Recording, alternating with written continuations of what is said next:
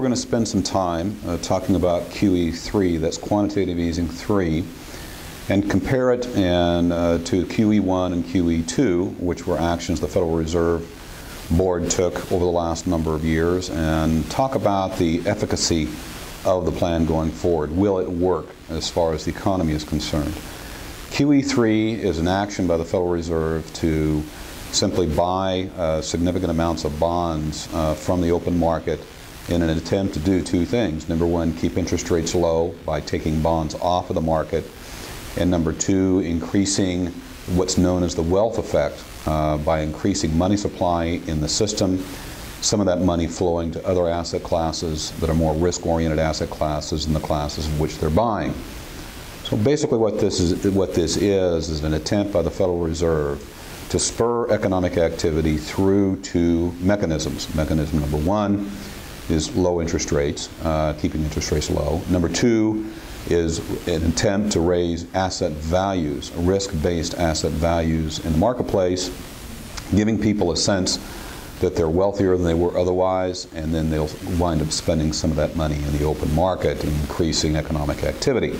Now, will this work as far as what the Fed is trying to accomplish? QE1 and QE2 worked while they were in effect. During those periods of time when QE1 and QE2 were effective, or in action actually, economic activity did accelerate to a certain degree. But following the end of those QE activities, quantitative easing activities, economic activity slowed again, as did asset values move back to the downside on both occurrences. Now, QE3 wouldn't be happening if QE1 and QE2 were effective, to be very frank. And the second issue is QE3 is different than QE1 and QE2. So this is a tacit explanation and admission by the Federal Reserve, at least in my mind, that QE1 and QE2 didn't work as they had planned. Will QE3 work? Well, of course, the devil's in the details, and we'll see what happens with that going forward. But our expectation is no, QE3 probably won't work by creating sustained economic activity on the upside, even though QE3, by the Fed's own design, is open-ended. In other words, it will continue, according to the Fed, until we do see sustained improvement within the economy.